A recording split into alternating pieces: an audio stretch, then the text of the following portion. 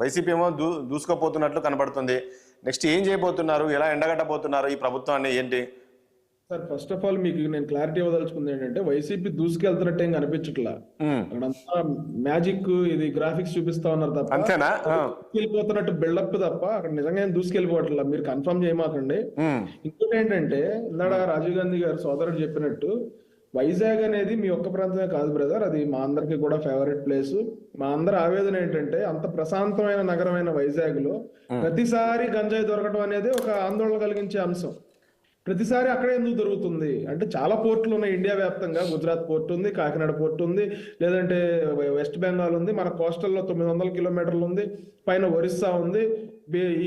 ఇన్ని ప్రాంతాల్లో ఎక్కడా దొరకని ఇంత గంజాయి, ఇన్ని లక్షల కేజీల గంజాయి ఓన్లీ వైజాగ్ లో ఎందుకు దొరుకుతున్నది అనేది మా ఆవేదన.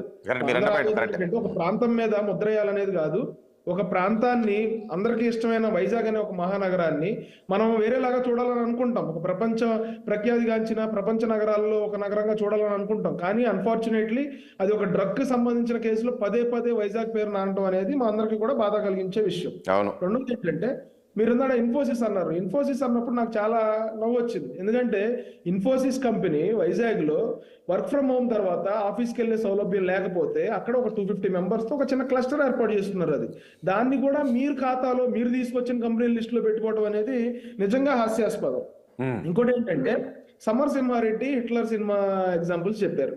ఈ సందర్భంగా నేను చెప్పేది ఏంటంటే సమరసింహారెడ్డిలో బాలకృష్ణ గారు ఆయన నిరూపించుకోవడం కోసం విషం తాగేస్తాడు. ఖచ్చితంగా జగన్మోహన్ రెడ్డి గారిని విషయం తాగొద్దని నేను కోరుకుంటా ఉన్నాను, ఎందుకంటే నిరూపించుకోవటం కోసం. ఇంకోటి ఏంటంటే ఆయన నిజాయితీ నిరూపించుకోవడం కోసం, లేకపోతే అలాగే చెల్లెల్ని మోటివేట్ చేయడం కోసం ట్రైన్ పట్టాల మధ్యలో కాలు పెడతాడు. అక్కడ చెల్లెలు పాపం పరిగెత్తుకుంటా వచ్చి ఆ కాళ్లకున్న ఏవైతే ఉన్నాయో అవి ఇరగొట్టుకుని వచ్చి అన్నయ్యని కాపాడుతుంది. ఇక్కడ అన్నయ్యని కాపాడే పరిస్థితి లేదు.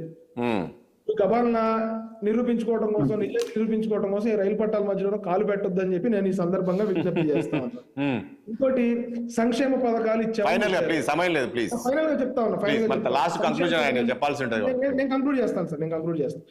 సంక్షేమ పథకాలు ఇచ్చేసాం, ఇన్ని పథకాలు ఇచ్చేసాం, అన్ని పథకాలు ఇచ్చేసాం అంటే నా దగ్గర లిస్ట్ ఉంది సార్. అది మేబీ వైఎస్ఆర్సీపీ చేస్తున్న ప్రచారంలో హైయెస్ట్ అనుకుంటా ఆ సంక్షేమ పథకాలు. ఏది కోవిడ్ సాయం కింద 1000 రూపాయలు, ఆసరా కింద 81,000, మొత్తం మీద హైయెస్ట్ 2,36,000 ఒక కుటుంబానికి వచ్చింది అనుకుంటే అదే హైయెస్ట్. మేబీ లీస్ట్ కూడా ఉండొచ్చు, అది అందులో 1,00,000 రూపాయలు ఉండొచ్చు, 1,50,000 ఉండొచ్చు.